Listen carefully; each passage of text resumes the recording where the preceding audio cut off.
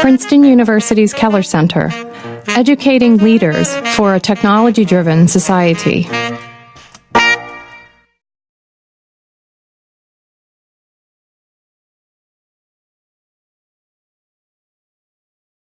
Good afternoon and welcome.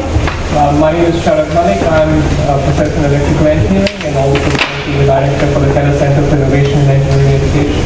Some of you may be familiar with our center and have attended some of the past events. Let me tell you very briefly a little bit about the center before we get to the main reason why we are here, which is Gordon Bloom and presentation in his class, describing what's going on in their course.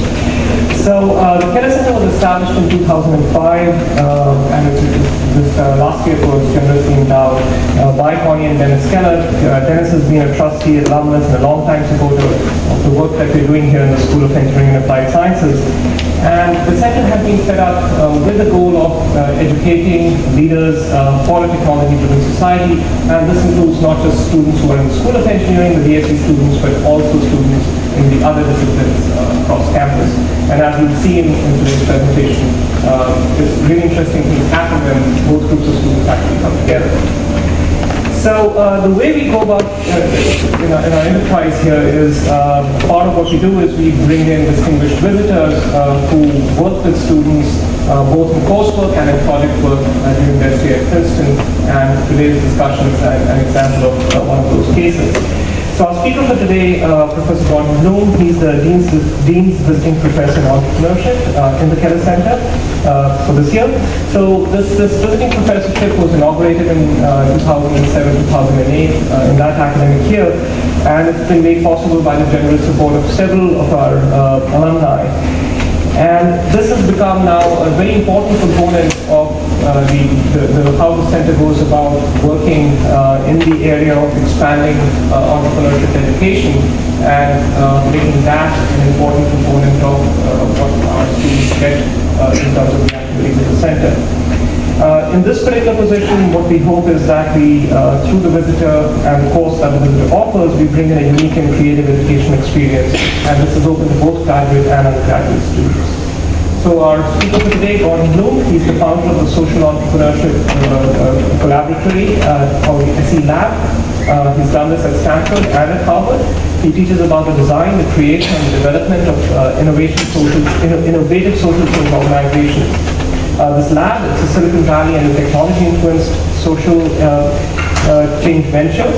It takes a very interdisciplinary approach to global problem solving, and the problems that they're looking at are all the challenges that are facing society today. The students and fellows in the Stanford and Harvard versions of these labs have won top awards for prestigious ideas in prestigious business plan competitions, including those at Stanford, Harvard, and at MIT. Gordon's class at Princeton has had a huge turnout. He had to finally cap it at 75 students because it was getting a little too large to manage. And this is absolutely outstanding, given A, it's being offered for the first time, and B, this is an elective which essentially gives students an elective with no area covered. So this is what students are taking because they're absolutely interested in doing this, not because they're checking off some box because this was a required class. So we're very pleased that Gordon will be both discussing this as well as bringing up students who've been working as part of this course, and you'll be hearing directly from them also. Gordon's interest in entrepreneurship is informed by his work both in the private and non-profit sectors in the US, Europe, as well as Asia. He was the CEO of a medical technology company, and he's also worked in international strategy consulting. His undergraduate degrees from Harvard and his postgraduate degrees, an MBA from Stanford, as well as an MFA from Columbia. Please join me in welcoming Gordon.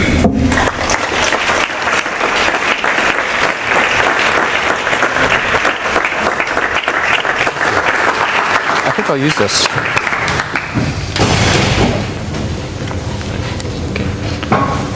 Can you hear me? Okay.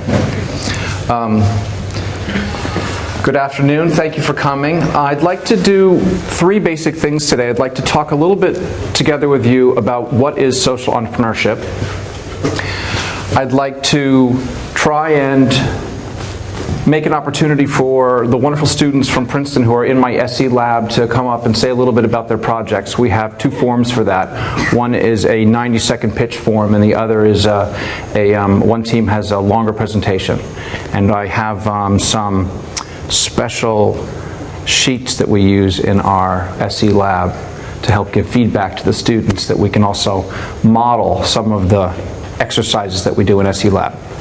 And the last thing is, time permitting, I'll try to explain to you some of the aspects of the model of the social entrepreneurship collaboratory that I first started at Stanford and then brought to Harvard, and then I am very thankful to have had the opportunity to come to Princeton to do that. And I want to take a moment to thank a few of the people that are involved with that. So first, the wonderful Sherrod Malik, who's the faculty director of the Keller Center, which has been a wonderful home for me and a very, very important place to be able to do my work in a supported way. And the team at Keller Center, Cornelia, Stephanie, and Victoria. And thanks to Vince Poor, the dean at the engineering school, for giving a very warm welcome to myself and my family. My students, who are quite wonderful, and as Sherrod said, we have 74 students in the SE lab, and it's an overwhelming experience for me. So many bright students and so many interesting ideas and so many such deep passion for social change in the world. It's a great group to have. There are two people that are involved with the lab as core members of the team who aren't enrolled students, an undergraduate student and a graduate student. A graduate student is Derek Willis, who is a PhD candidate in science, technology, and environmental policy at Woodrow Wilson School. And in addition to trying to finish up his dissertation, he is spending an enormous amount of time giving advice and mentoring students here in trying to help them to coax their passion into reality and to work on their social change projects. And undergraduate Rachel Steinberg, Rachel right here, who I discovered had been is a Woodrow Wilson student and a senior at Princeton, and has wonderful work experience in South Africa and at the Millennium Challenge Corporation, and also with the Grassroots Business Fund, a World Bank spinoff. And I believe deeply that when you do this type of work, and I really want to try and approach this idea with you today, how do you make this type of learning lab, this type of transformative learning model, live and thrive in a university? And that's the problem I've been struggling with through 3 universities now. And Rachel is a great example of one of the answers. One of the answers is you collaborate and you partner with students. And for me, that's part of the solution. When you have that bridge, you have a dynamic and energetic situation. And when you act in an island, and when you have a silo for your academic discipline, you lose all that enlivening aspect of the transformative educational model. So that is the sort of core of my message on that. Also, the Keller family and the Kellner family for their support of both the Keller Center and also this professorship that I hold.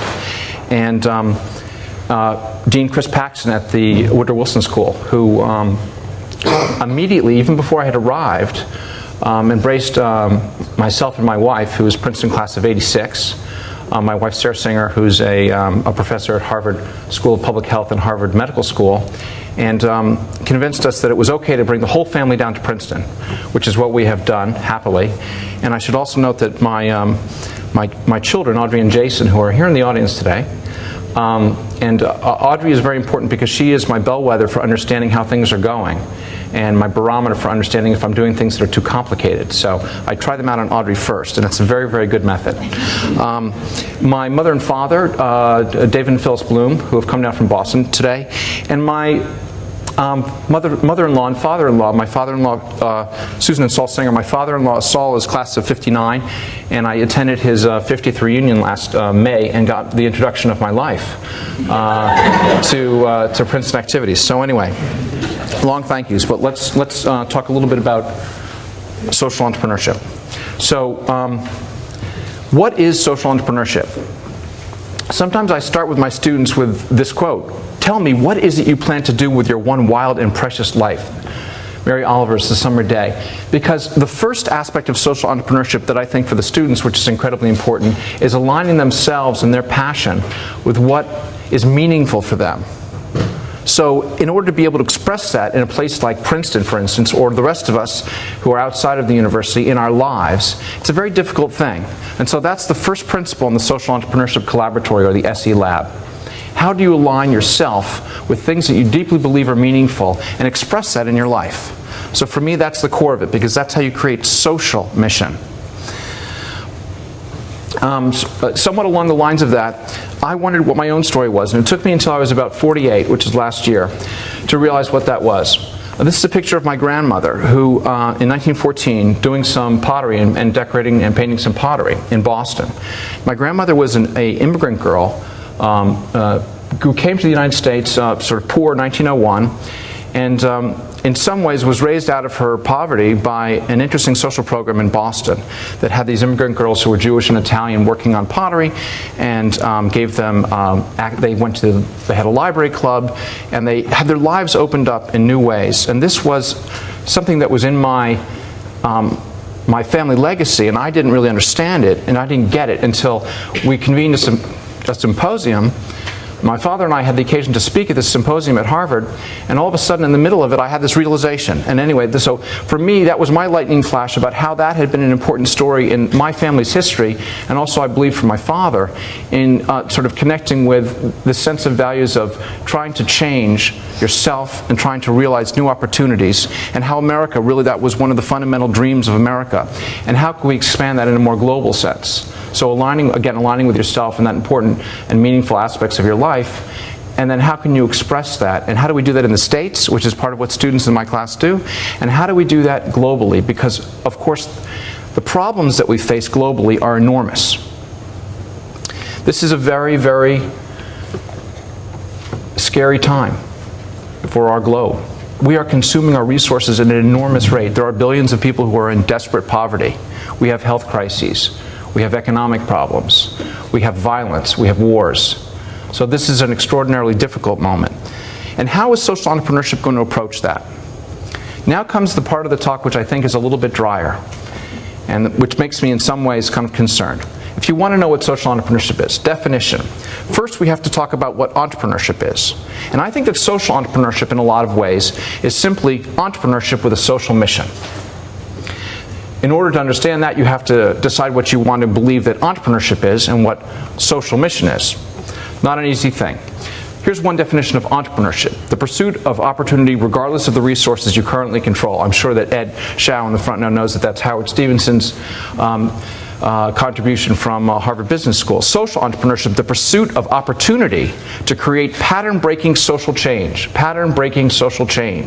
regardless of the resources you currently control. That's one definition of social entrepreneurship. I say that it combines the passion of a social mission with entrepreneurial practices that are historically associated with the private sector, the business sector.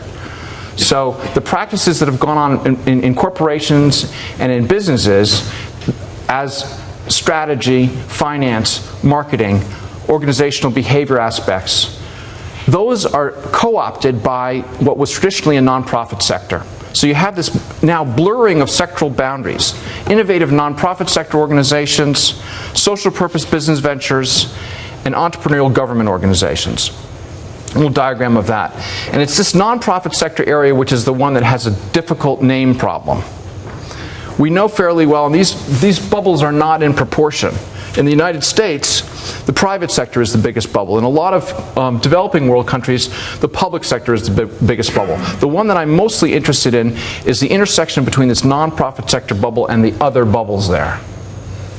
The nonprofit sector bubble is alternately called the independent sector, the citizen sector, if you're an acolyte of Ashoka. The voluntary sector, if you've come from the UK, that's a common term there. This is where nonprofit organizations, NGOs, civil society organizations inhabit. So we talk about also an equilibrium shift as being an important aspect of social entrepreneurship. In this scheme, which is done by Sally Osberg from the Skoll Foundation and Roger Martin, who's the dean of the Rotberg School in Toronto, the management school, you see that social entrepreneurship in that corner is combining both the aspects of direct action and also this new sense of creating an equilibrium, a new equilibrium, shifting the way that things happen. Is this like the model of microfinance, for instance? Taking millions of people out of poverty by changing the way that the game is played. So that's what you ideally want to do if you're a social entrepreneur. Now, the more classical form here of direct action, social service provision, and for equilibrium shifting, we've often had that done in the public sector with figures like Gandhi and Desmond Tutu, Nelson Mandela. That's more the political leadership and advocacy, Kennedy, Churchill. Shifting that equilibrium, the way that we live our lives, the assumptions that we have about how we go about doing what we're doing, and the incentives that we have to do that. So it's a behavioral type of analysis, and it's often grounded in economics. Another definition for you, D's. Social entrepreneurs play the role of social change agents, so that key part of social change agents. How do you galvanize social change? Adopting a mission to create and sustain social value, not just private value. Pursuing opportunities that serve the social mission. Engaging in a process of innovation, continuous innovation, adaptation, and learning. I'm going to talk a little bit more about innovation. I was delighted to be in an innovation center at Princeton. That gave me an opportunity to suddenly think much more deeply about innovation as a question. And it's a great topic that we've been pursuing in the class. How do you approach innovation? And I'm going to talk about that just a teeny bit when we go forward. Acting boldly without being limited by resources currently in hand. Wow, are students good at that? So, a natural inclination to being social entrepreneurs. Exhibiting a heightened sense of accountability to the constituency served and for the outcomes created. This notion of measurement, transparency and measurement, both together. I'll put them both in there. Now, innovation. When I first came to the Keller Center and I started thinking about innovation, I started looking at the work of Clay Christensen, also at Harvard, who, and some of his colleagues from places like the New Profit Inc., social venture capital firm in Boston.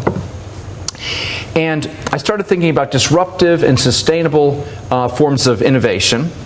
And I started thinking that mostly innovation is considered in the engineering school at Princeton, and this is my outside perspective, and if I get it wrong, that's the way, I'm sorry.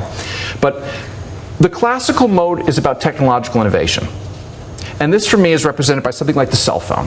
Now, the cell phone is an incredibly powerful tool, and if you look at Grameen Bank and the Grameen phone, and the example of Iqbal Qadir, who started Grameen phone in Bangladesh to help people get out of poverty by using their cell phones, and by having village phone people who were the entrepreneurs that were there. And an enormous amount of productivity and connectivity came from that.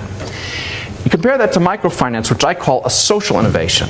So we think of both of them in this laboratory. We think of both technological innovation and social innovation. And for me, as I say, microfinance is a good example of social innovation because in microfinance you have a lending circle. It's the idea is not necessarily dependent on some sort of important chip or some sort of great new scientific breakthrough.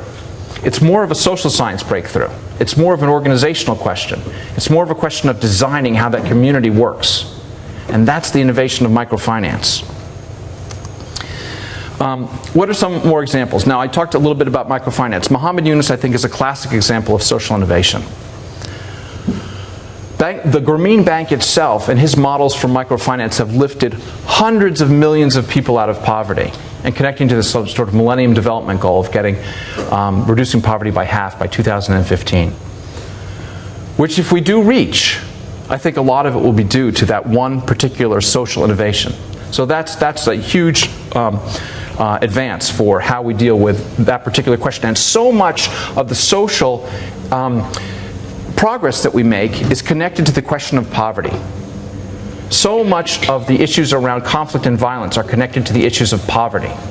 So as we become more capable in realizing ways to get out of poverty, we are so far in advancing how we become a more liberal, democratic, pluralistic society.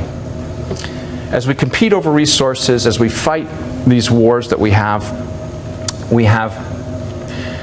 exponentially increased the challenges of having peace and prosperity. Another good example for me is Ashoka. innovators for the public and the leadership of Bill Drayton, who I consider to be the fountainhead of social entrepreneurship. So the last 25, 30 years, Bill's been working in the field, really defining what we think of as social entrepreneurship. A global NGO that invests in social entrepreneurs, creating dramatic and lasting social impact. Now, Bill likes to tell a story which is rooted in the economics of William Baumol, who has had a more than 50-year affiliation with Princeton, the economist. I'm sure a number of you had to suffer through Baumol and Blinder's textbooks, so, or maybe you enjoyed it.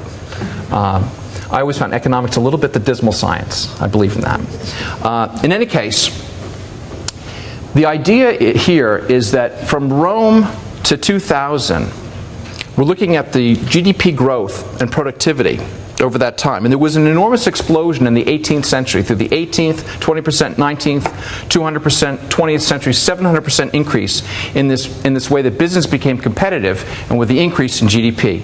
And as the productivity took off, society benefited.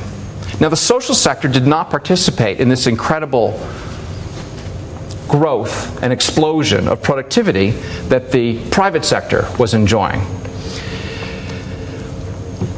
What Bill Drayton has been seeing is a shift where the social sector is now understanding in social entrepreneurship how to be more competitive, productive, and take entrepreneurship as being a way of galvanizing what's happening on the social agenda, the social change agenda.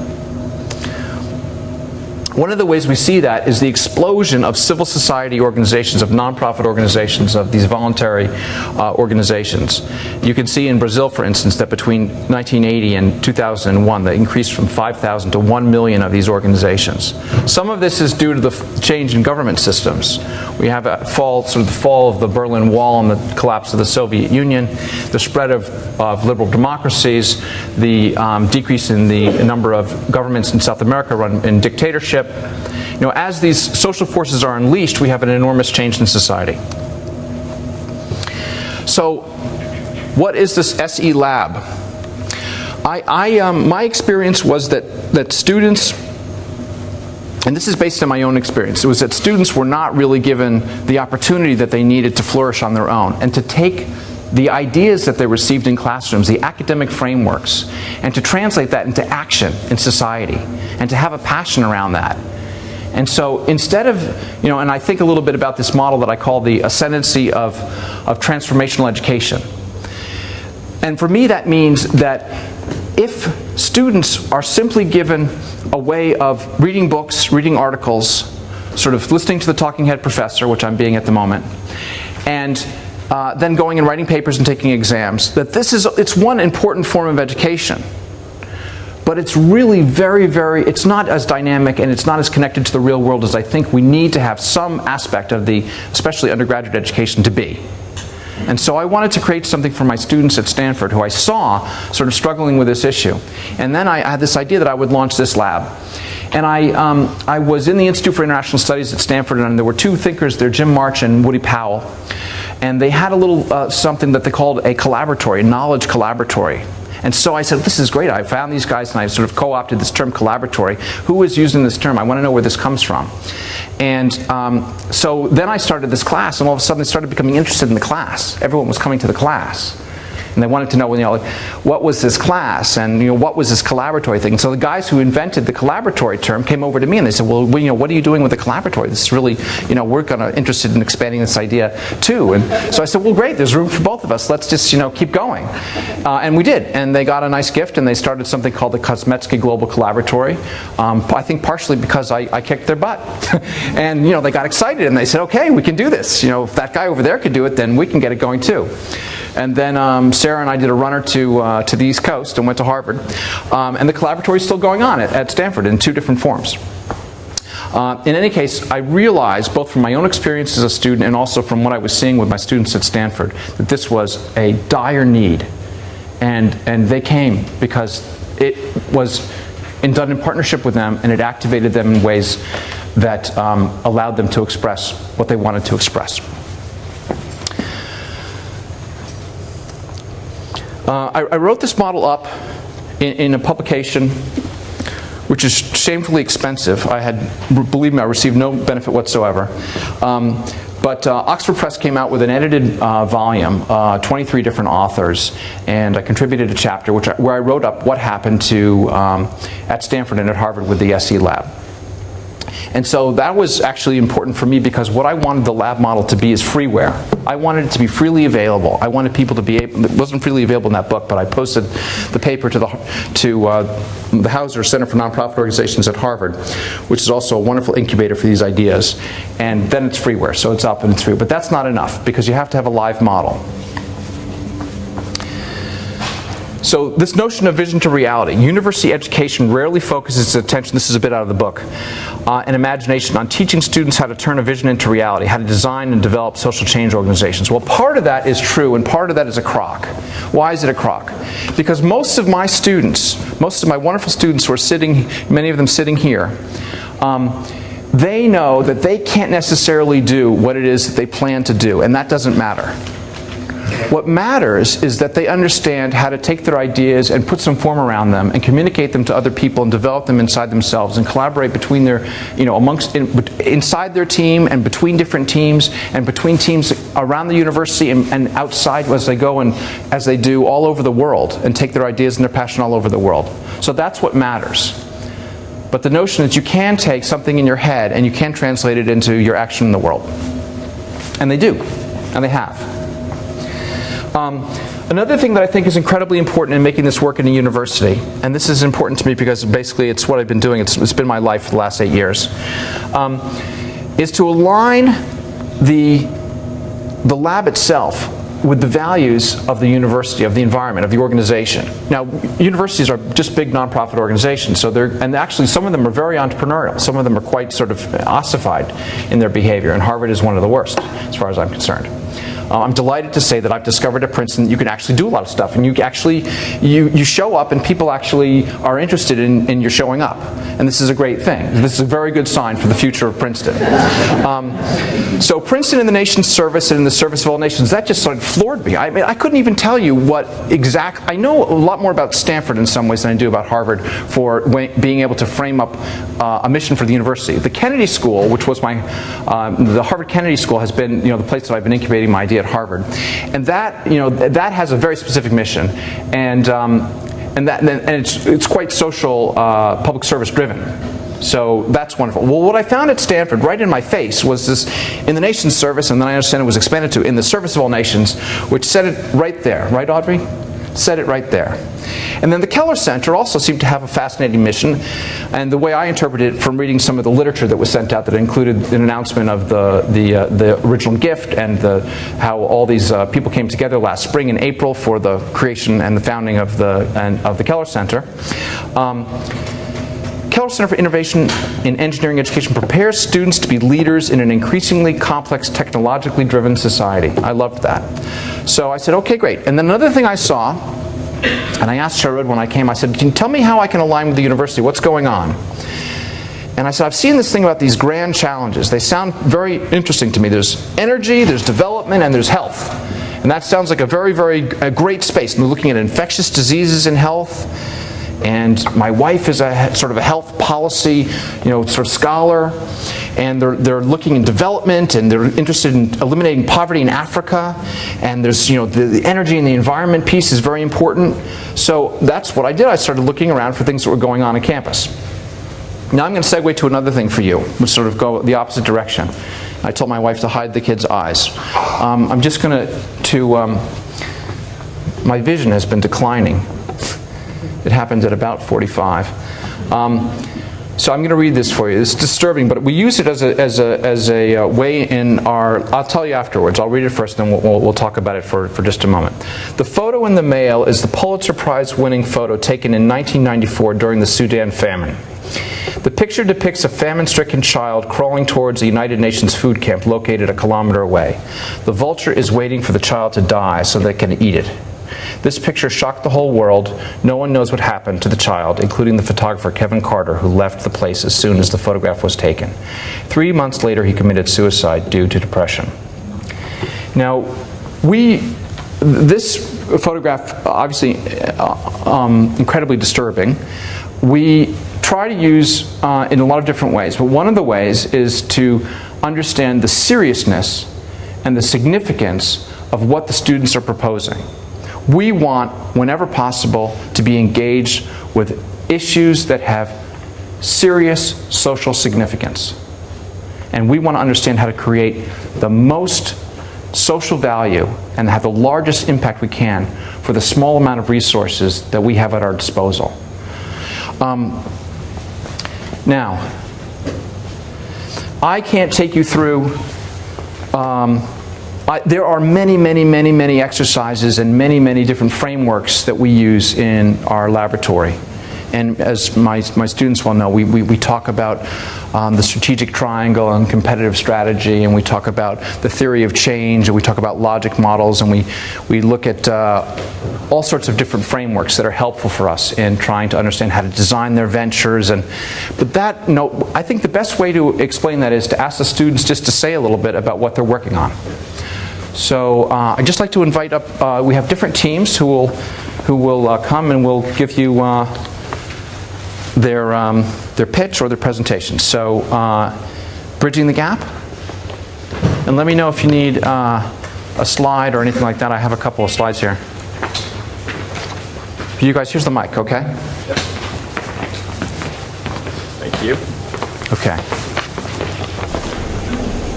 As a native Colombian who has recently worked in Bogota, I've witnessed the difficulty that young working Colombians often have in financing their graduate education. In fact, due to this problem, Americans are 4 times more likely than Colombians to obtain a graduate degree. Numerous studies, including a seminal work by the World Bank, indicate that this is a critical problem that must be overcome for Colombian economic growth to continue. So we already mentioned, the primary cause of the problem is the lack of financing to pursue graduate education. Tuition costs are extremely high, standing at about 66% of an average Colombian's annual income. Moreover, uncertainty about career prospects simply makes the opportunity cost to pursue a graduate education too great for the average working Colombian.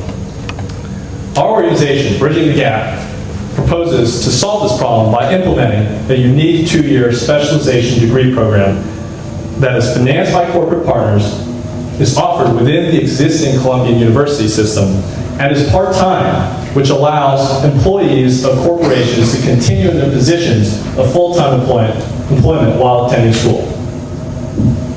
So another key part of the Bridging the Gap specialization program, that differentiates it from other specialization programs, is a research and development thesis, which will take place in the 2nd year of the program. So the research and development thesis will cover a topic that is innovative and will cover a topic of research that is particularly in line with the employer's needs of the student. And then finally, Bridging the Gap will mandate that the student and the employer, because it's a part-time program, that the student continue working for the employer once the degree is completed. That way to help eliminate brain drain and contribute to, which currently contributes to Colombia's socioeconomic stagnation and inequality. I just want to say 2 things. One, I apologize for making you all feel under duress, just came from class. But really more importantly, just a thank you to Professor Bloom to give us an opportunity to come up and present the project that we've really been developing in this class. So thanks. Thank you.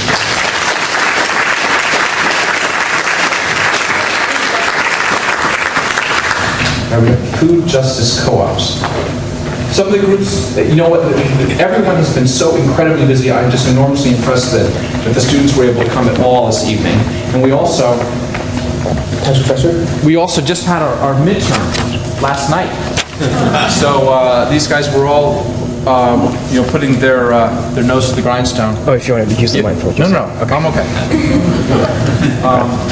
So thank you guys. And I asked you just to quickly introduce yourselves, so your names and your majors or something like that. Yep, my name is Tushar Gupta. I'm a junior majoring in computer science. And I'm Taylor Demke. I'm a junior also, and I'm majoring in philosophy. So our group is named Food Justice Co-ops, and our pitch is it's 20 minutes away we got Princeton, a city of 85,000 people. A third of this population lives below the poverty line. Among the many problems facing these historically impoverished neighborhoods is that of malnutrition. Rates of obesity, diabetes, and hypertension are many times the national average.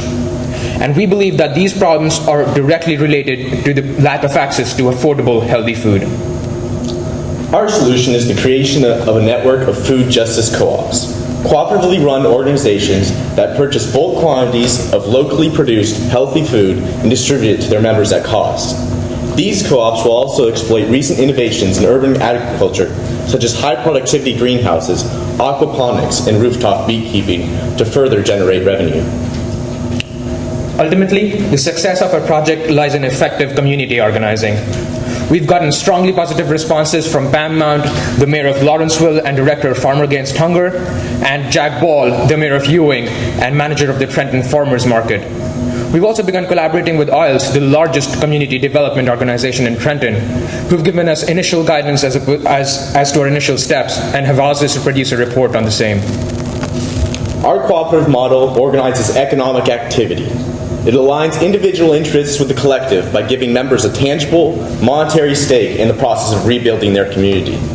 It's a model that we can develop and perfect in Trenton and then scale up to other inner-city food deserts in New Jersey, such as Patterson, Newark, and Camden. We have already hit the ground in Trenton and plan to initiate a food justice pilot program by the end of this summer. As for the long term, we believe we have the drive and energy to push forward our vision of social change. Thank you. Thank you.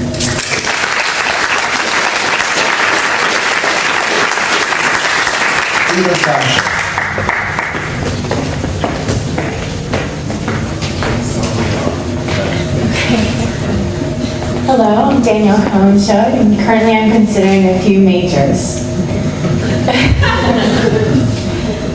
So there are still 1.4 billion people that live below the poverty line in developing countries, despite the large number of organizations that seek to employ them through craft making. But I don't think this situation is necessarily hopeless. Every year, American consumers spend $330 billion on clothing and homeware goods, and just a thin slice of this $330 billion pie is spent on socially conscious goods. That means that expanding the amount American consumers spend on socially conscious goods could have enormous potential to employ more artisans worldwide. Thus, Freedom Fashion, a nonprofit marketing firm, aims to expand the spending of Western consumers on these goods through clever distribution and marketing strategies. It's simple. More purchases of these crafts will lead to higher income and more employment for those in abject poverty. So how are we going to do it? Freedom Fashion will partner with existing craft organizations like World of Good and 10,000 Villages to devise a list of products that we can promote. We will then use popular social networking sites that our generation grew up with, Facebook, MySpace, and Twitter, to build a large consumer base and start a socially conscious consumer movement. Other websites like YouTube provide us with free advertising space. We can not only promote the product, but also educate consumers about the problem. And so by partnering with these existing craft organizations, we feel we will dramatically reduce our startup costs and can start devoting our time and energy to providing a crucial service that these organizations need to increase demand. And tonight, we leave you with something to think about. That if you change your clothes, you can change the world.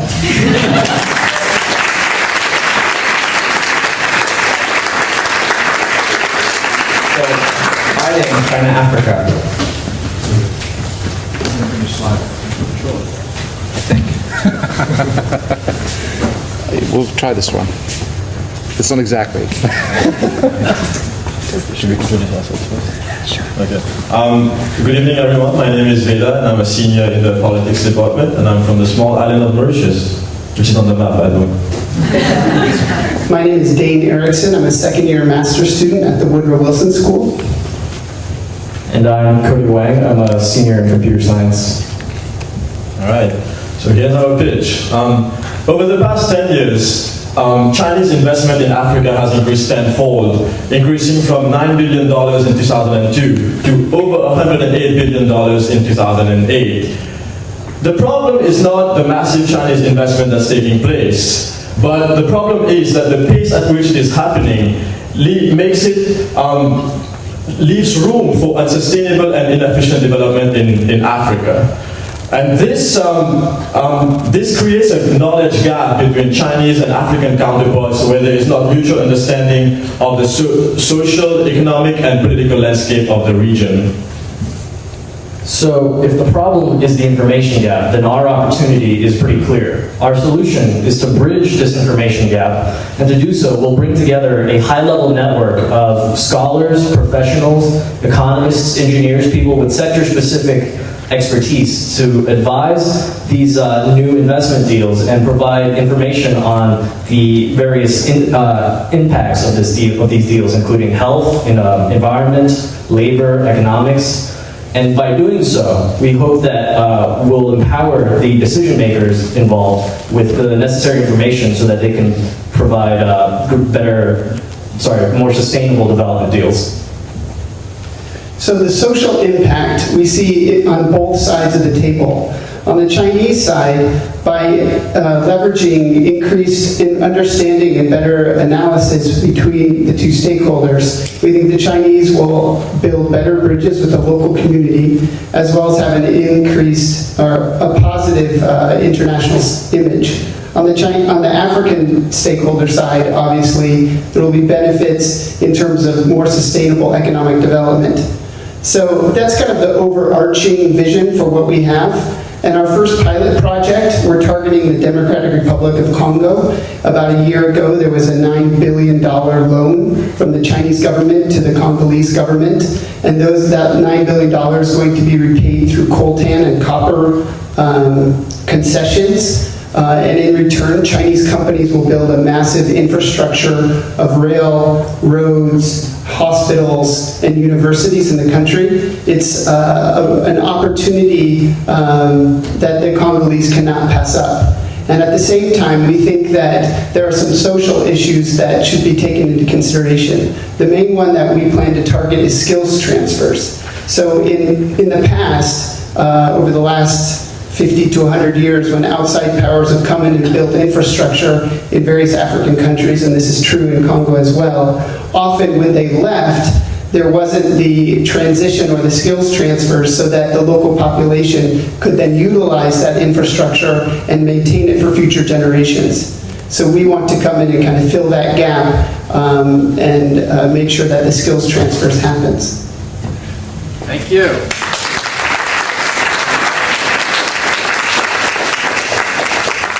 Integrating civic engagement into the curriculum.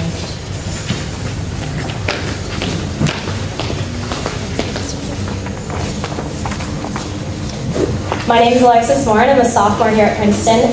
Unfortunately, I'll be the only one representing my group. So hang on just a second. Yeah. Could I ask which group has the mic? Whoever you are being recorded. The little mic, do you have it?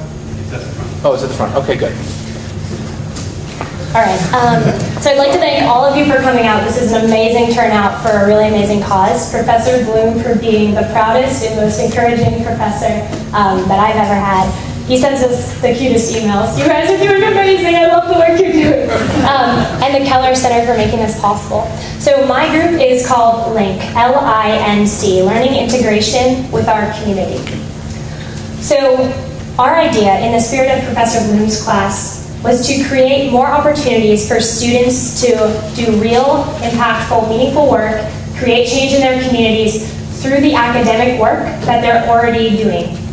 We spend hours doing problem sets, writing papers, researching, reading, and there's no reason why a vast majority of these hours couldn't also be cross-applied to meet the ends of our community partners. And Princeton has a great network of community partners and organizations we do fantastic work with. So currently there's one organization on campus that serves this role. It's called the Community-Based Learning Initiative, and they do really fantastic work. They match professors with community partners that need questions answered in the form of research, which we're already doing here at the university. But CBLI is working in a space that has some constraints. They have constraints in terms of how many people they have working at the office currently. They have some financial and monetary constraints that prevent them from offering the kind of incentives that would hopefully mobilize more faculty members to take advantage of this opportunity. And they also have the disadvantage of not being students on this campus. So my team and I looked at each other and thought, we know what the barriers are to civic engagement through academics on campus. If you provide a disincentive for students to participate by making the civic engagement work in addition to the existing coursework, you're not going to get the bite you're looking for. So as students, LINK, our organization, is going to work in this space to answer these problems. And the mechanism we propose for doing the majority of this work is a summer intern corps. So these summer interns will work in the CBLI office and complement the work that CBLI is doing, and they will vigorously and dynamically expand the network of faculty that know these opportunities exist. We know our professors, we know what their research interests are, and we know which ones are teaching courses that have, for example, student selected final projects. If you can choose your own final project, you can choose to answer a community question. We also know what courses are doing work that's very closely in line with the spirit of a lot of our community partners' work. So we'll work on expanding that faculty network. We'll also work on incorporating more of our university community partners into CBLI's network. So we have more opportunities to do this matching with professors and thus expose all of the professors' students to this kind of work. So this is our model. Right now we're in talks with CBLI about the curriculum of the internship and funding of that internship, and we're really excited about this opportunity to expose many more, basically multiply the opportunities for civic engagement on this campus through the existing course structures that already exist. Thank you so much.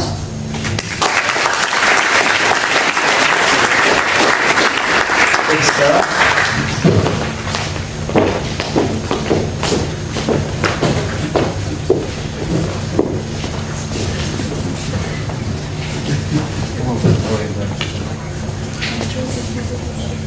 Hey guys, my name is Trey Spain, and this is our team leader, Kelly Robertson. She will begin the pitch, so I will give a big thank you to Mrs. Bloom and the rest of our class.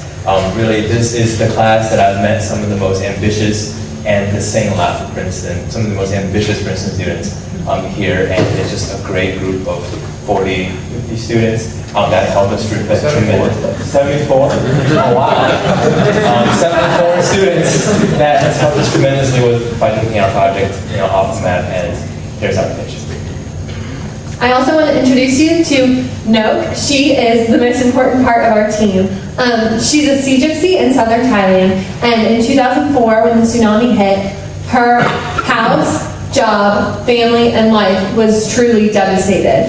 So we have gone into to help women like Noak. Another woman we'll help is Sawai. She saw prostitution as the only way to provide food for her family and was forced to work late hours in bars while her 6-year-old son would wander the streets at night. So over the past 4 years, our organization, ITSERUP, which was started by Kelly Robertson with $1,000 initial capital in Thailand, has both employed and trained women like these two women to make high-quality handbags that we then sell in the U.S. market. Our mission is to eliminate the 2 million prostitutes in Thailand today. That's an incredible amount, and we see our work as extending far into the future. And as well, we partner with organizations on the ground right now that literally rescue these women out from their current employment and their current trafficking situations into very sustainable forms of operations run entirely by our Thai employees. And we not only seek to employ, but also empower these women by partnering with social service organizations on the ground that provide things like education, childcare, in the future, possibly healthcare and counseling services. Now, our product is unique in that we target a socially conscious market of consumers in the luxury goods market. This is a very new market that's emerging because of the fact that people are becoming a lot more socially conscious in their buying habits, and we're trying to target them with a unique marketing strategy of popular media through our connections with people in Vogue magazine, Skirt magazine, and celebrities such as Reese Witherspoon. Now, our model and our marketing distribution stream are completely replicable. And so in the next couple of years, we have planned to expand ITSERUP to 4 other production sites in Thailand and eventually into international markets. By supporting ITSERUP, you can help the women like Noak and Sawai truly experience freedom and help and create a brand that can change the world. Thank you.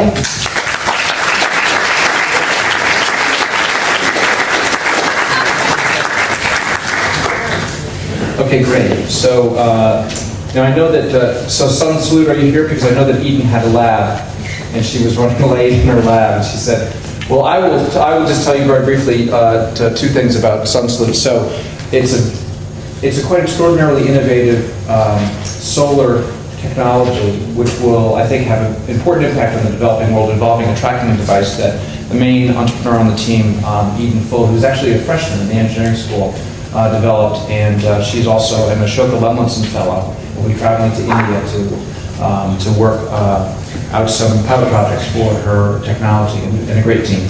So, Veterans Campaign.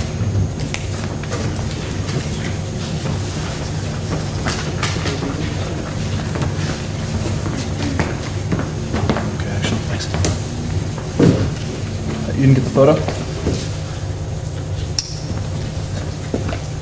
I have it here? I don't think so. Okay. No. Not a problem. Hi, I'm Seth Lynn. I apologize for that. And I'm a master's candidate at the Woodrow Wilson School. And my partner in crime over there is Norm Bonnyman, who's a sophomore. He's double majoring in ROTC and the organization I'm about to tell you about. And our third member of our crew is actually not here right now. He's getting ready for our staff meeting tonight. So, he had a little more important things to do, but the rest of us decided to come. I want to start by asking you two questions. First is, would you like to see politicians who put their country before themselves? And would you like to see politicians who value bipartisanship more? If you answered yes, please hold that thought. 40 years ago, 3 out of every 4 elected leaders in the Senate and Congress had served in the military. Now, at the start of the Iraq and Afghanistan war, that had dropped to only 1 in 3. And more importantly, since then, it's dropped even further to about 1 in 5. Now, at Veterans Campaign, we believe that people who've risked their lives to serve the country overseas are going to take that same selflessness with them when they serve in public office. And their shared experiences, their common experience of service, will help them reach across partisan lines. But unfortunately, these same qualities don't really help people on the campaign trail. And so you're left with a huge pool of potential elected leadership that's not being utilized. So at Veterans Campaign, we're the first nonpartisan organization that trains veterans to run for office. And we've designed a comprehensive training program utilizing a lot of people who've worked with veterans to get them into office before. And we've already trained 75 veterans at our first workshop here at Princeton in September. In February, we're having another workshop at GW in DC. We're going to train 150 more. And if for those of you who have your laptops open, there are a few of you can check out our website, which is veteranscampaign.org. And you'll see great reviews from the attendees and great stories about us from media organizations that covered us. Today's Veterans Day, or at least a week ago when I first gave this presentation, it was Veterans Day. And so a lot of people ask me, what can I do for veterans? A week ago you were asking that.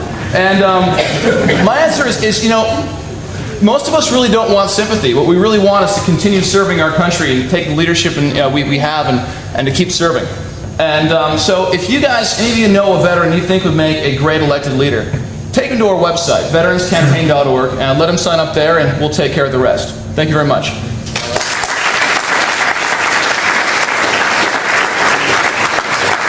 So what we're going to do now, I'm going to ask Rachel Steinberg to come up and say hello.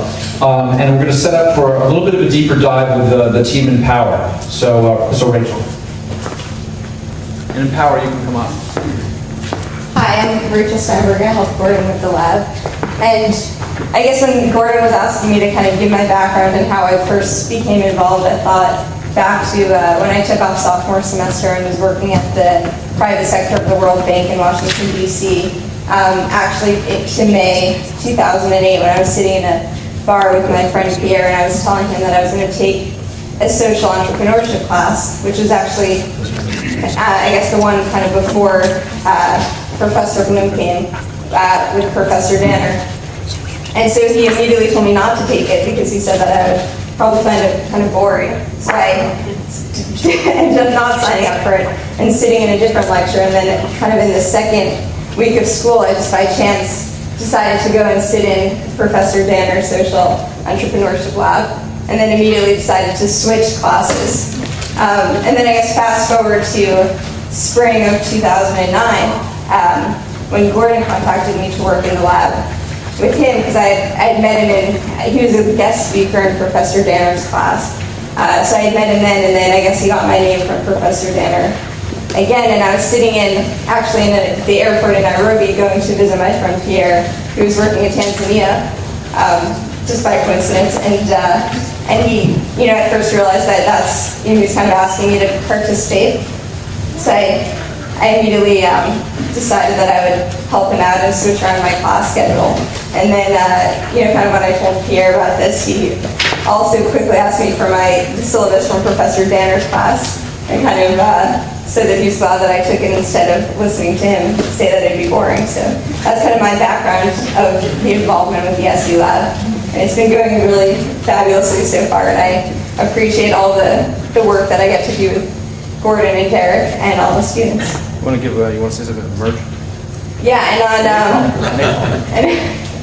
okay, so Gordon mentioned before that Iqbal Qadir, who started Grameen Phone in Bangladesh, so he's actually going to come to speak at Princeton on December 2nd. He'll speak in our class first, and then he'll speak at a lecture sponsored by an organization that I started on campus called Emerge, a Global Bazaar. So he'll do the keynote lecture for that, and that's Wednesday, December 2nd at 4:30. And then on Sunday we have a big bazaar where we partner international artisan groups with student groups and and related departments and faculty on campus that are presenting kind of international oriented projects that they're doing or development initiatives. Thank you. Thank you. I have to say that there's absolutely no way I could do the SE Lab without Rachel. So thank you, Rachel. Okay, now what we're going to do is Empower is going to give their full presentation that they did actually last night. It's 10 minutes long. And then you have in front of you these feedback sheets. And you're welcome if you want to scribe notes. And you'll see the way that we actually work to help the students and give them feedback. And we look at such things as, I'm sure that I know it by heart, but anyway. Their problem statement, the opportunity and the mission that they've articulated, the solution and the theory of change, the social value creation, the management and advisory team, the market, the business model and financials, and the performance measurement and evaluation are not being done right now because they're at midterm, so those are being done in the following weeks, and then for the final business plan that they're writing. And then there's strategic partners and scale and the overall effectiveness of the presentation. And on the back, you'll see there are ways to note the 3 greatest strengths, the 3 limiting weaknesses, what recommendations you think that the team should do immediately, and any suggestions for people, organizations, the team should contact. I think they might hang out for the reception, and you can also get them there. These guys have been working incredibly hard, and I want you to know that all of these projects basically started, well, this one certainly started from scratch in the lab. And Faz, you had already been in Pakistan and been involved with this group, but I'm quite amazed actually at the rapid pace. This is really a rapid prototyping incubator, and you need to have talented students to do it. Thank you so much. I will just quickly introduce ourselves. My name is Faisal Haq. I'm a computer science student, and I'm glad to be working with this amazing team, which I'll introduce myself. Hi, my name is Dalia Nowell. I'm a junior in sociology and environmental studies. Hi, I'm Jake Hiller. I'm a senior chemistry major, also pursuing certificates in environmental studies and sustainable energy. I'm Fahad Shams, and I'm a second in Boston and finance student. My name is Michael Smith. I'm a senior in the mold bio department. Can you hear? I hate you so much. You sound evil. Can you hear me? Can you hear me now? Perfect. Good. Start. Sure. So I want you to picture a community of 2,000 people living on a landfill where 3,000 tons of urban garbage are dumped every day. To make a living, they search through garbage, looking for recyclables, and they burn away all of the organic waste to make their tasks easier, causing grave health problems. This is Kachar Kundi in Karachi, Pakistan, a place that epitomizes the waste of valuable resources in landfill slums throughout the world. So, Kachar Kundi is located on the outskirts of Karachi, Pakistan, which is a huge city of 18 million people. The people on this landfill live in shanty dwellings. And basically what we want to address on this pilot site is the problem of landfill slums, which occurs throughout the world. This problem has 2 underlying problems. One of the problems is severe poverty, which manifests itself in low margin, inefficient work, a small amount of opportunities, limited educational resources, and the second problem is urban waste. overflow. So urban waste overflow contributes in a huge way to climate change. It also, as I mentioned before, contributes to grave health problems on this site. And this is exacerbated by the burning of organic waste on this site. So this last challenge actually becomes the first input into Empower's equation of change. So it's a huge unutilized resource, organic waste that is dumped at the landfill site, and it's just burned away because the workers lack the requisite skills or resources to utilize this resource. Previously, large corporations have tried to come on site and use the waste to produce electricity, but have failed because they tried to evict the community first. And that actually led to violence. So Empower's model is fundamentally different. We use this huge unutilized resource, which is organic waste, and combine that with inexpensive, proven biogas technology to produce methane. And that methane we use to produce electricity. But instead of evicting the community, we use this electricity to empower them, to empower the workers on site to become agents of positive change in their own surroundings.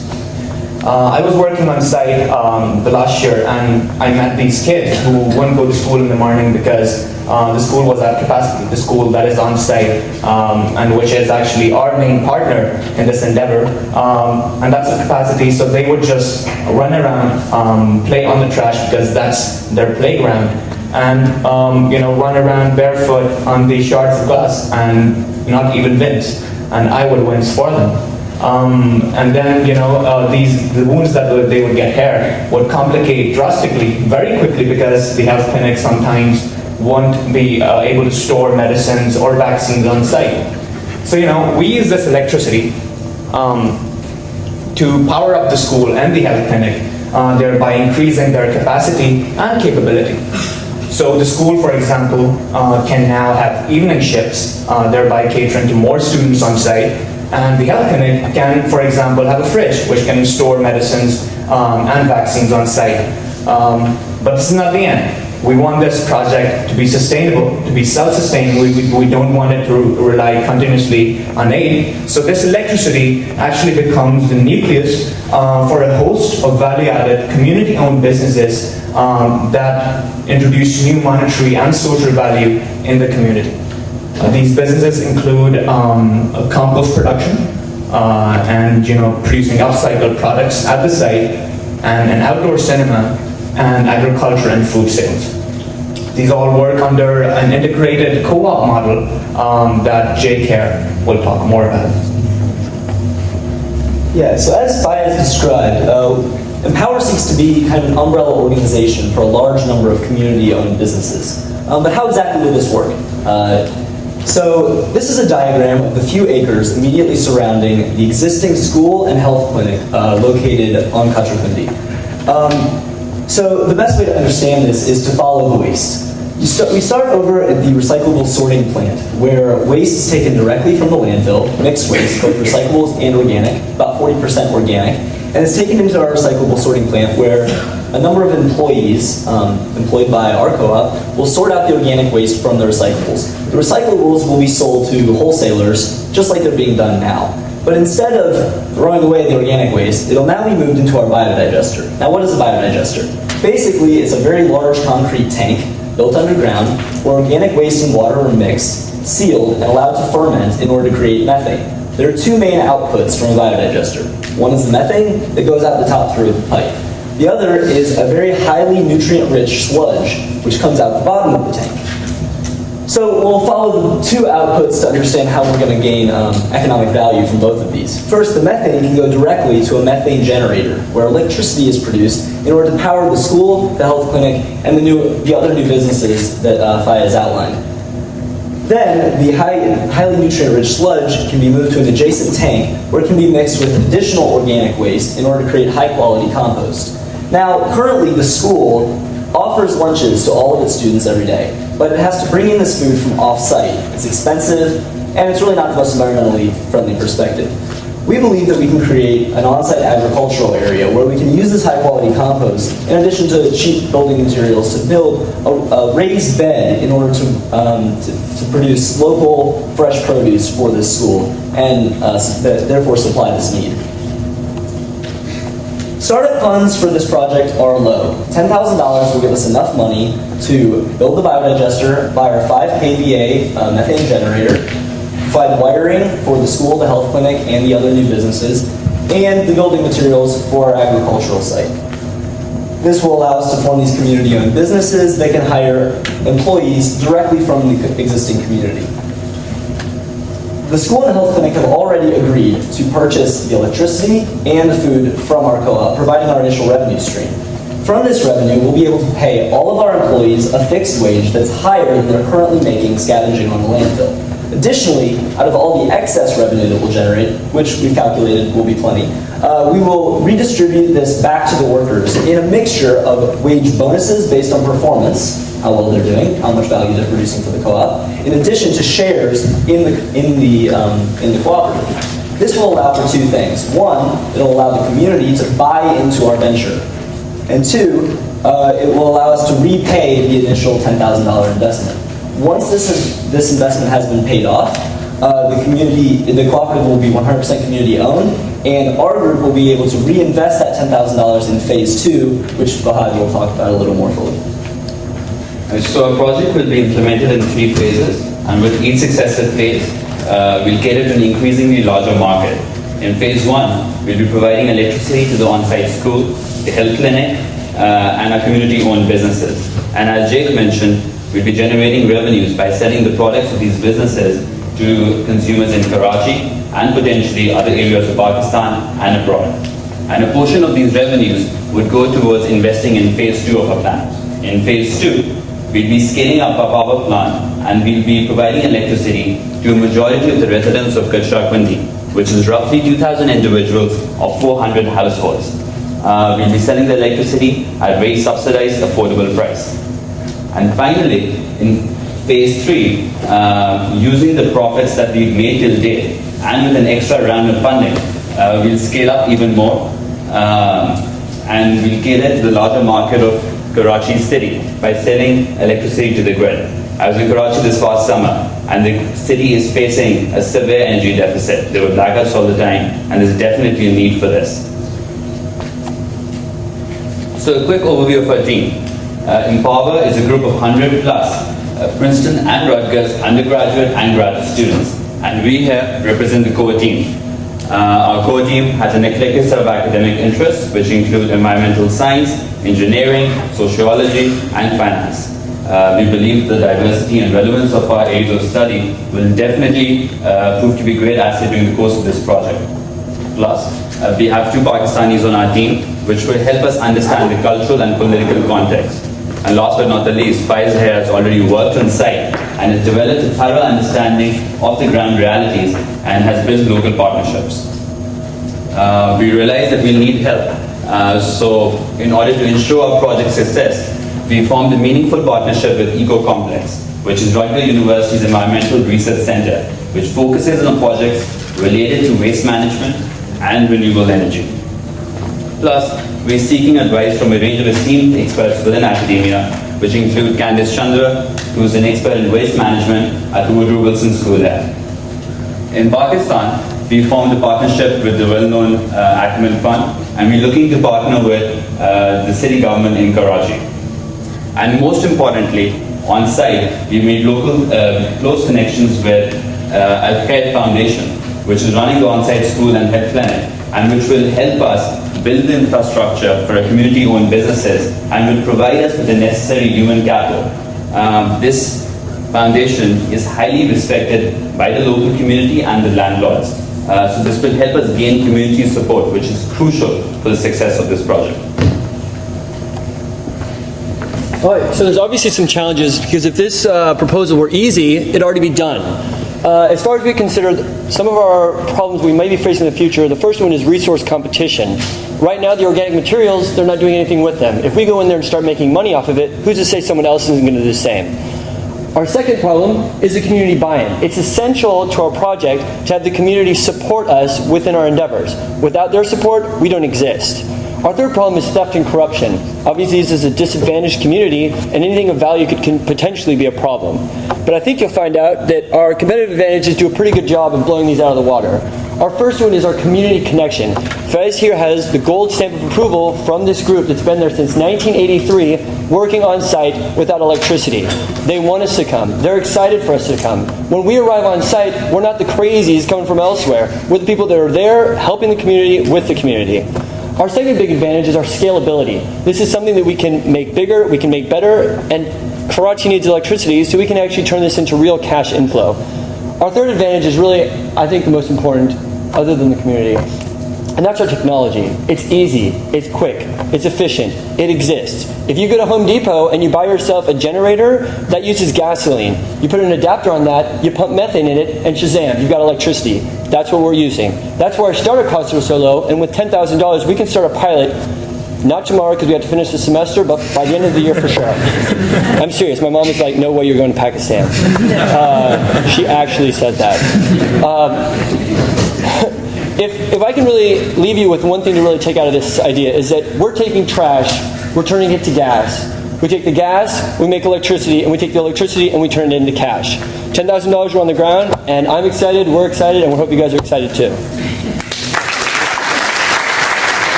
Thank you very much, team. And there you have some copies of their executive summary. This is what I'd like to do for our last 15 minutes here. I'd like to just open up the floor. We have questions. You can direct them any way you like. You can direct them to Empower or any of the teams that have said hello, or to me, or as you like. So questions. And I have a mic here if you want a mic. So we have questions out there? Questions of the teams? Yes. When is the class going to be offered again? Sherrod and Vince are the only people who can answer. The professorship is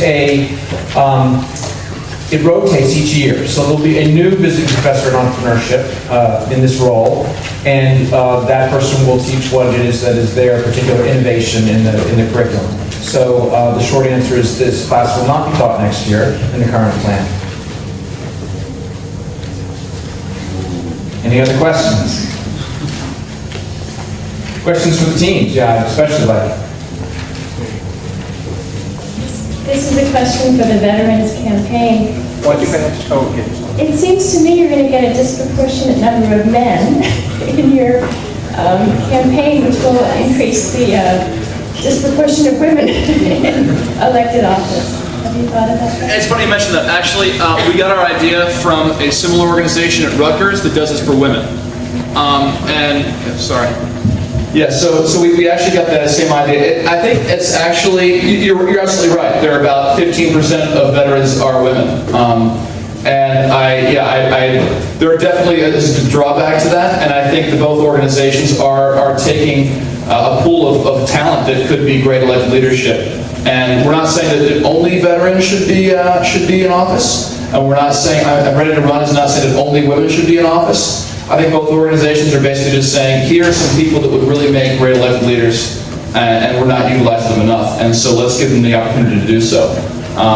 And we definitely are making it our business to reach out to women in the veterans community. We're hoping to have Tammy Duckworth, who ran last time and lost, but is now working at the Veterans Administration in DC, speak at our next event. And we have people, other veterans who are politicians, who are part of our board, who are helping us reach out to that part of the community. Because if you'll see the pictures of our first conference, it was very heavily male dominated, and we wanted to make sure that women who have served feel just as welcome to come to the conferences as men do. You want to say something about your plans for where you're going to take this? Sure. Basically, the plan is to continue a lot more of these workshops at different universities throughout the U.S. GW was the first one we've worked with since Princeton, and we also have some interest from some out on the West Coast, but in the Northern California area. Basically, the idea for a financial standpoint from universities is that the new GI Bill provides a lot of money, especially for graduate school. And for programs that aren't as well funded as Princeton is, it's really hard to get guys to come to programs, the most talented people to come to these programs if they're not getting an MBA or a JD or something they can pay that loan back. And so they've realized that they're going to have a lot of better quality students that can actually pay their own tuition by bringing people who've served and giving them exposure to their schools. So it's actually in GW's best interest. The guys sponsoring it are from the Graduate School of Political Management, and they're hoping that some of the people who don't want to run right now but come to this conference and sort of are exposed to their school will want to come and be students at their school. And that will actually sort of help both of us in that case. So that's the way we're looking at part of the financial plan. We also have looking for grants, obviously, from both individuals who've contributed to veterans causes in the past, as well as corporations who contribute to both veteran causes and education. And what's really pretty impressive, I think, is among the alumni who went to our first conference, a bunch have already pledged to donate. We are waiting for our 501c3 tax-exempt status to come in. The IRS seems to be going a little bit slow this month, but we're hoping to have it by the end of the month. And once that happens, we're actually going to reach out to all our alumni. And since we provided these workshops for free, a lot of them said, hey, well, I could have afforded this. I want to donate, whatever it costs. And so we're hoping to get a lot of funding from there as well. Excellent. That's great. Thanks. I have two questions. One is for actually your team. Thank you. First of all, thanks to the groups. This was fascinating. My first question is for Veterans Campaign. I'm wondering if you have considered if there might be, let's say your group is successful, you're starting to see more veterans in office, which would certainly be very interesting in terms of policy changes that you might see as a result of that. And I'm wondering, what do you foresee might be some of the consequences in terms of policy that we might see as a result of having more veterans in office?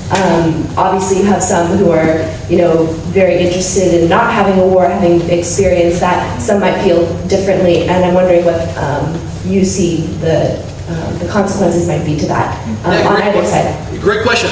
First of all, veterans are pretty much the most bipartisan group you'll find in office. There are currently 108 congressmen and congresswomen who are veterans, 54 Democrats, 54 Republicans. There are 25 senators who are veterans, 13 are Democrats, 12 are Republicans. Thank you.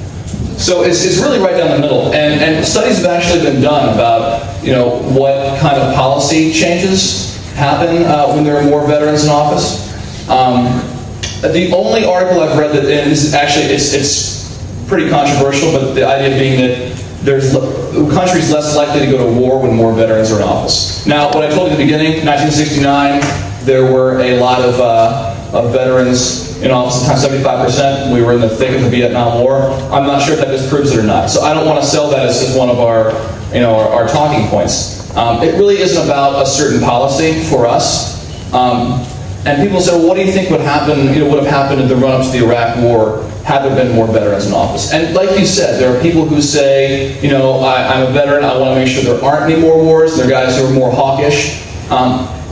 And again, this is not about any particular issue for us. All I would say to that is that I think, given the experience the veterans have, the conversation to lead up to that conflict would have been a lot more realistic. Does that answer your question? Yes, it does. Thank you. More questions? I had a second question. Oh, you have another one? Yes. Can I see for a different group? To the room, yes. Okay. To the room. Oh, okay. No, I'm saying. So, okay. If there aren't any others, I'll pass the mic back. Yes. So, you can go first. Yes. Okay. I'd like to know if the products of Freedom by Design are available anywhere. And if so, how can we spread the word? Okay. Great. And you know what? I just want to make a quick comment as I hold that question. What I'm reminded of, which I think is very important for Princeton, we have wonderful representation from, I think we have students from 16 different majors of the 32 majors. And we have a strong group from Woodrow Wilson, both graduate and undergraduate. I think we have 10 or 11 graduate students from Woodrow Wilson, including sort of representation on the veterans team and a number of others, IDM, the China Africa team, and a team that's not here this evening is doing a water filter for a water filtration technology for Nigeria that they want to pilot in India and Pakistan and in El Salvador and Mexico, which is their 4 countries of national origin. In any case, what I've noticed, and Vince, you're the one that reminded me of this. So Vince Port, the dean of the engineering school, and I were having a conversation at the Friend Center building, and he said, "No, Gordon, I mean, in my day, this was a parking lot." And what I've realized is this incredible axis that's developing between the engineering school and the Woodrow Wilson School, amongst other places around campus. And we need that sort of interdisciplinary cooperation in order to attack these global problems. I'm seeing it. This building is actually another wonderful piece of that puzzle. And my colleague Andrew Selgson, Andrew's right here, has been helping with the lab, is tremendous from the Pace Center. Pace Center has 2 people on the 3rd floor here. So we're really starting to populate this end of campus, the Sherrard Hall and the activities there, which is shared between Woodrow Wilson and the engineering school. And it's a very, very active space. So I'm imagining that in 15 to 20 years, certainly, we have the $100 million Angler Center for Energy and the Environment coming to the EQuad as well. So what an amazing time and what a set of interesting opportunities. I think in 15 or 20 years, certainly, when you come to this spot, it will no longer be on one end of the campus, and it will no longer be a distant end of the campus. A lot of students that are coming to the EQuad, I hear them, they say, "Well, I've never been here before." I said, "Well, welcome." Anyway, so Freedom Fashion. No, I'm sorry, it's Sarah. It's Sarah. Where are you, Callie? So, Callie, looking first. This is our product. This is our product that we're currently selling that's made by the victims of human trafficking, the sea gypsies in southern Thailand. And we have these on sale. We're actually running low on our shipment, but the next one's on its way, so it's just a matter of time. And it's made from swamp grass. We're also working on a leather line, woven leather line for the victims of human trafficking. So we'll be at Emerge on December 6th, selling them in Chancellor Green. And you can also talk to me. I think you have a customer over there. Do you have a website? It's ITSCRA.org. Right, and it's in the program there, the name. So any more questions? I think we can probably take 1 or 2 more.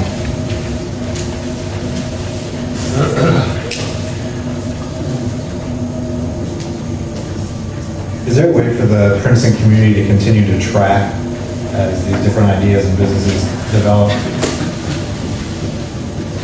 And secondly, because for Freedom Fashion as well as for Freedom by Design, I think there's a local market that can utilize the product. Okay, well, I'm gonna pass the mic to my boss. I could do my boss's boss, I suppose, but we'll go with Sherrod and ask him. And I know that there's also a trustees meeting tomorrow, so it's a good time to try to think about that question.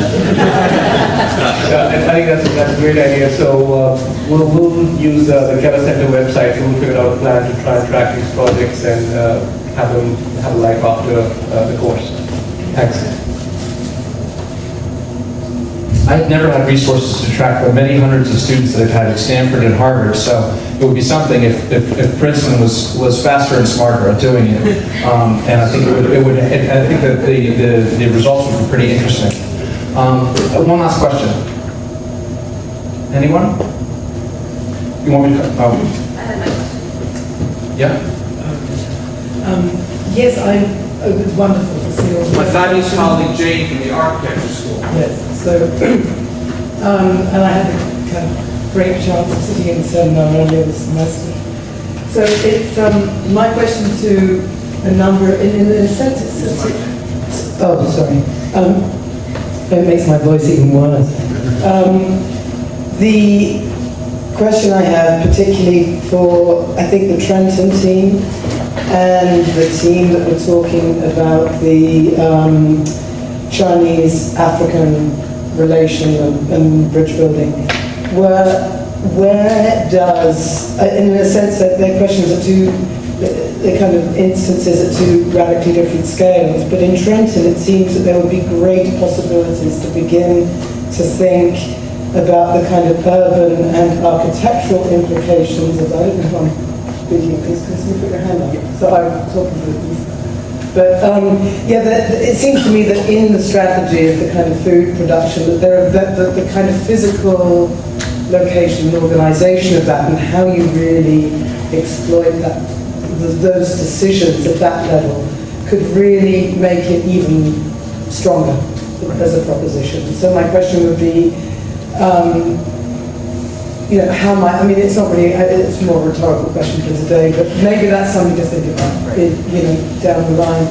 And I think at a more complex scale with the Chinese, the kind of question of the kind of Chinese investment in Africa, but so fraught with tremendous complexities about the way in which the investment is being used to marginalise groups and build ammunition factories. And I mean, there's a whole other kind of story there that you did not, in a sense, touch on. And it seems to me what you're doing has got tremendous potential, but is a very, very complicated enterprise. And how do you begin to negotiate the kind of complexity with the kind of focus of the proposition? Of course. Yeah, no, wait a second, because I'm glad that Jane asked the simplest question of the entire evening at the very end, but it's always been wonderful in lab. So, if anyone can handle it. That's a great question, and it's definitely a question that we've been grappling with, and we fully understand that this is an extremely sensitive space, and we only have 90 seconds to pitch today, and you know, if we want to have this discussion, it could be a 5-6 hour long conversation, you know. But really, we have a bigger vision and mission, but then where to start, how to start. The reason we chose DRC is because Dane, the team leader, spent 6 years in DRC, has some experience there, he already has some contacts on the ground. He also spent 3 years in China, so he's really studying that space also. And the reason we chose the skill transfer is because it's I would say, less political issue to start with, because we really want to make sure that when we start in a way that we do not harm our credibility on the way. So that's why we're still thinking a lot about like how to start, how to best start. If I could just add to that, in addition to skills transfer, we also have talked about sort of health analysis of sort of building roads in connection with mines, and what that might do for disease transmission or access to medical facilities. All of these things that, you know, they're going to build a road, and there are like no roads in the DRC. You can't try to drive from one side of the country to the other. So they're going to build roads, but you know, if you do build roads, you know, how is that going to affect the local community? And these are things that aren't being done. And we think that we can do those kinds of analyses, and people will listen to us more easily because, like with the skills transfer, it's not something that is very sensitive. Whereas if we start attacking the environmental issue head on, you know, we could just get shut out from a lot of these companies. So our approach is going to be very project specific and sort of very nuanced. And it's also going to depend on the personal connections that we sort of develop, which is why the DRC is a good place for us to start with Dane's experience and his contacts there. You've got the last word. All right, thank you. Thank you for your comment. I think the urban agriculture aspect of our project is something we didn't really talk about in a 90-second pitch, but well, you probably know a lot more about this than I do, but Princeton is structurally designed to accommodate 150,000 people, but only 85,000 people live there. So there are a lot of empty spaces that we can use or utilize to produce herbs and other things and sell them in Princeton, the Princeton Farmers Market, other places to generate revenue to supplement the food co-op. And so we are actually in the process of building a pilot program for a greenhouse right here on campus, which we can hopefully expand to Princeton over the summer. And then, as mentioned, we're looking at things like beekeeping, which require, you can set it up on a rooftop. It requires very little effort, very little time, and very little startup costs. And honey is a product that can be sold for much higher prices in the market, and that is something that is really important to what we're doing. And there are also 2 architecture students that are on that team that didn't come this evening. So Jane, you have 2 students in your studio to work on that. That's Alan and Alexander. Yeah, so Sharon, are we, yeah, we're off to, yeah. Great. So just to let everybody know, we have a small reception at the end of this event, so if you can just cross over, it's the room right across the corridor here. And before I let you go, I'd like to thank Gordon for putting this evening together, this group of students, And this has been, at least for me, and I expect for all of us, been a wonderful afternoon, evening. The students sharing their energy, their vision, and their plans. And on behalf of all of us, I'd like to wish them good luck and hope to see every one of them. Thank you.